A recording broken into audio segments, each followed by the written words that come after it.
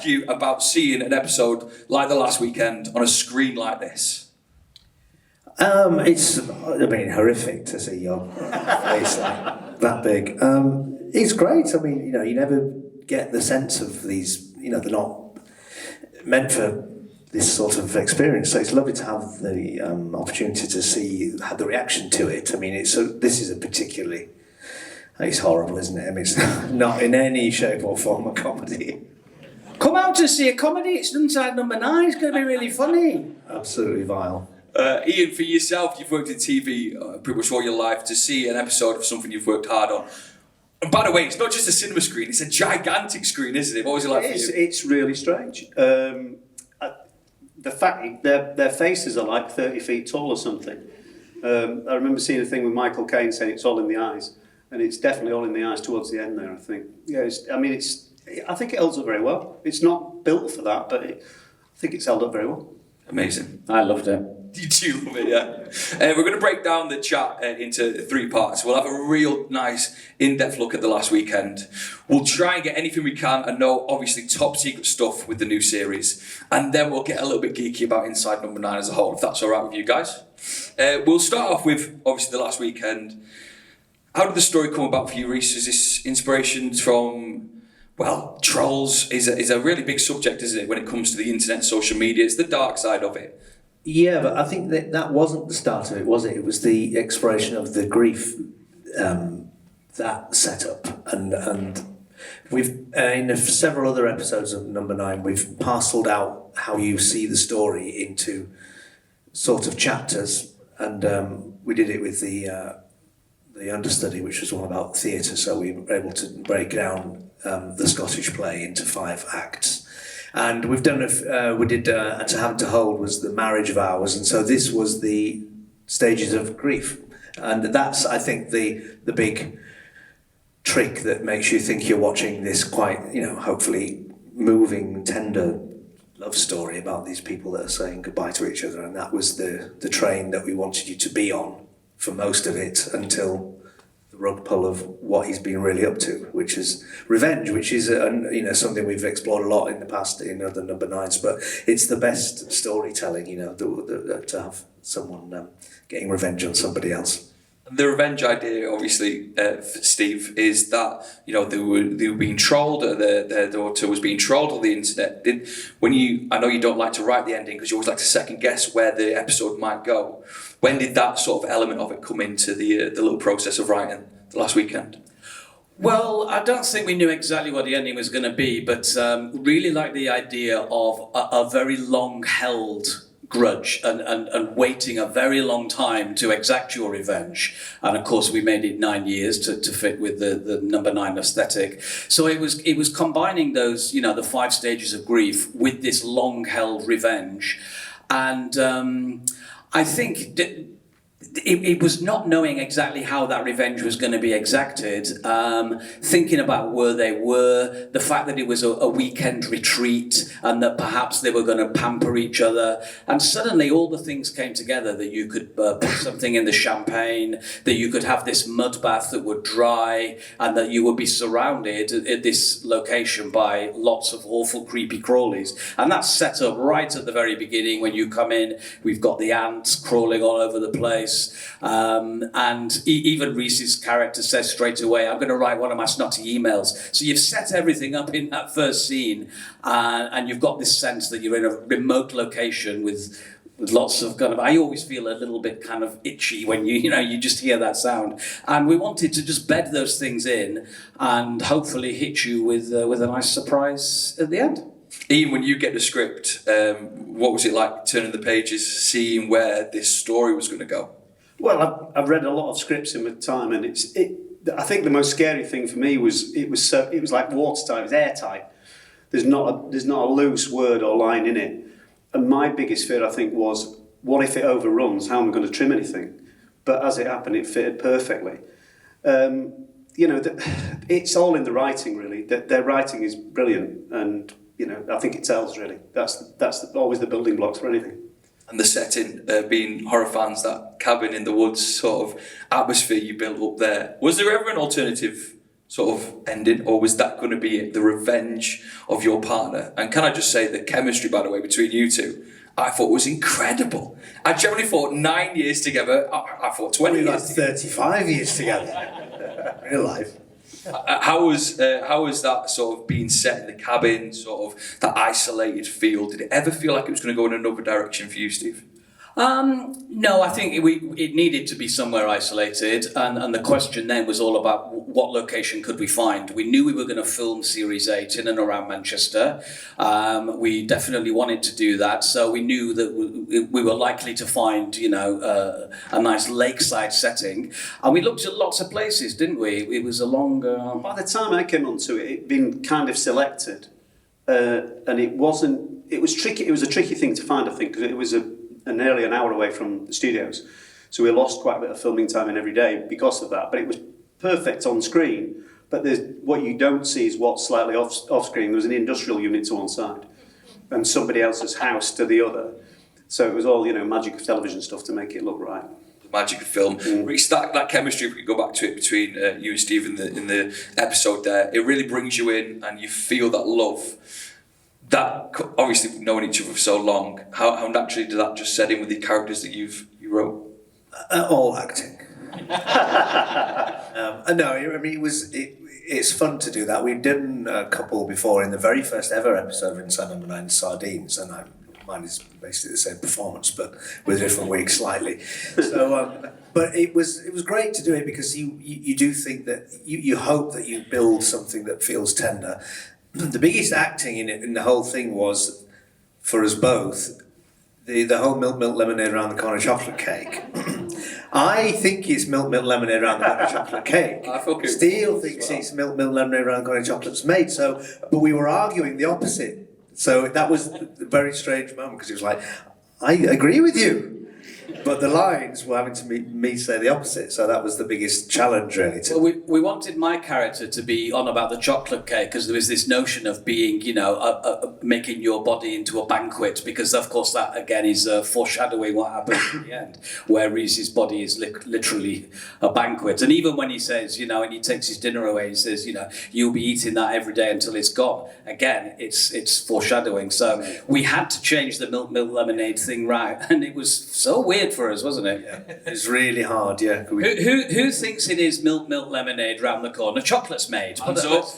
Oh, okay. Right. And who thinks it's milk lemonade round the corner chocolate cake? It's not exact. Yeah, I thought it was going to be closer than that. Well, you're all fucking wrong then. Can we go, Ian, Steve and Reece, to that final scene? Incredible sort of reveal of what is going to be the fate of Chaz with two Zs. Two Zs? Why two Zs? Well, that's his little handle online, so that's how he spotted him. Ian, what actually happened when you got the bath there and that sort of shot and the scene? Take us to that day of filming. My main memory of it was obviously poor Reece had to be held in a tomb most of the day with a hot water bottle, and he had to pretty much stay there all day. It looked fucking terrible in it. It was because I've got my neck is at a right angle, so I was like that. It was a weird position. Laid and my head is upright, so it doesn't look anything, but it was really uncomfortable. But the thing I remember most was this is in the Gilded Age of Liz Truss's premiership, and I kept coming in and reading out various people who'd resigned, which you would try not to laugh at because it ruined the makeup. What about getting fed or watered? Was someone on duty for that big straw? I ended up sort of staying in longer than I need, didn't I? Because it was such a faff to get out. Yeah. I wasn't in concrete, so it was a board that had concrete on top, but then there was stuff around the neck and the edges. So I just stood it as long as I could, really, just to help out, because it was easier to not get out. But it was quite uncomfortable. I had neck ache after. I bet you did. It was a very brutal ending. What were the inspirations for that then, Steve? Getting his face literally eaten off. Yeah, I think I'd come across this scaphism when I was writing a couple of episodes of Whitechapel. I don't know if anyone remembers ITV drama called Whitechapel. And the writers, because I was already in it as an actor, that they wanted someone to help out with the writing and gave me this storyline to do with books made of human skin. So I did a lot of research about, these awful methods of torture and came across scaphism. And then I thought, well, I'm not going to use that for Whitechapel. I'm going to save that for Inside Number 9, Series 8. And that'll be a nice punchline for an episode. No, it was just, when you're writing, you don't have all the things there straight away. It comes gradually, and we didn't know exactly what form the revenge was going to take. But then remembering this scaphism, thinking about the bath, the concrete, it all came together quite deliciously. And you mentioned that in the past there was a soldier that lasted 17 days. Little prediction from all three of us. How long do you think Chaz would have stayed in there for, Reece? Oh, God, I think 9 or 10. 9 days. 9, of course. 9 days! 9! Steve, I thought he'd be done after 1 or 2, mate. No, because he keeps going in and feeding him and watering Gives him quiche. That's the worst part about it. No, not more fucking quiche. That's what the king has chosen as his main dish. Have you seen the coronation quiche? I saw, yeah. See that? Let's talk about with the broccoli in it. Yeah, no, chopped spinach and soya beans. Disgusting. See that? Let's talk about Sheila Reid, who made an amazing appearance. Was it a game of Monopoly? Was it Monopoly? Yes, or was it a different sort of It was Monopoly. So what we did with the titles, we didn't want to just have captions come up with the 5 stages of grief, which are denial, anger, bargaining, depression, and acceptance. We thought it'd be quite fun to kind of hide them in the set and on labels. So that we created this game called Bargaining, which isn't a real game. But yeah, they are playing Monopoly. We very luckily got the rights to play Monopoly. And Sheila Reid came along, and writing a character like that, she had to be quite a bit older. She had to be Scottish. And I'll tell you the reason like that, because many years ago, about 25 years ago, one of our promoters, when we were working in Edinburgh for the League of Gentlemen, the assistant, she just said to us one day, out of nowhere, we somehow got it in the end. She just said, I love cheese. I really love cheese. And we've been saying this to each other for years. 30 years. So that's why that character is Scottish, so that we could put that line in. I love cheese. And not only have Sheila Reid say it, but then have Reece do an impression of her saying it. That is the only reason she's Scottish. But I knew Sheila Reid was actually born in Glasgow, and I know Sheila very well. She was absolutely perfect for the role, and she came in and she did a fantastic job, didn't she? She did. I mean, one of the things that these two are most concerned about in terms of scripting and everything is the first thing they said to me was, "Did you guess what was going to happen? Did you guess what the twist was?" So all the time you're looking to kind of place red herrings. And one of the red herrings we thought about was to have Sheila's character as a sort of guardian angel, hence the sort of angels on the set. And there's a shot of her playing with a kind of a crucifix and sort of saying miracles can happen. So then hopefully as an audience you're kind of going down that road. Right, she's going to save him. She's going to save them, yeah. So that... And apart from it being great in it and being the sort of being the conduit to explain what happens, there was the idea that she might be some sort of guardian angel figure. Ian, for you, directing this episode, can you take us on a bit of your journey from start to where we are now? What it's been like to slot in amongst the team and inside Number 9?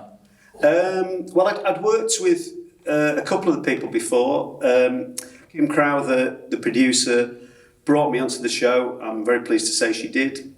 Kim I'd worked with many, many years ago at Coronation Street, and we'd done a couple of other shows together.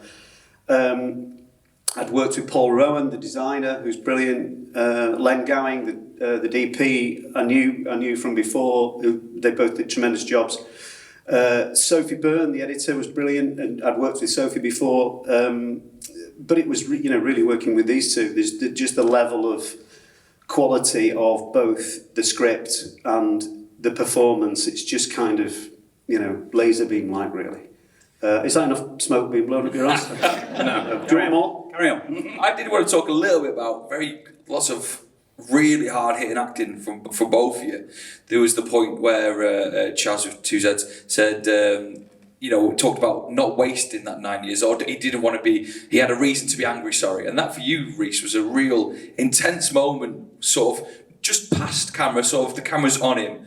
Was that a real nice sort of release of whatever was inside you that day? Yeah, it's great to get to do anything that's not sort of, so, I mean, I love doing all the silly, sort of more slapsticky stuff, but when we write ourselves parts where you feel like, oh, this should have an impact emotionally for the audience, and we should feel about the characters, and that's, it's a challenge for us, but we love writing that sort of thing, and it felt like you wanted to get it right for the purposes of the how much they mean to each other, or how much Chaz thought he meant to him. So it was all a terrible, all based on a lie, of course, but for Chaz it's real.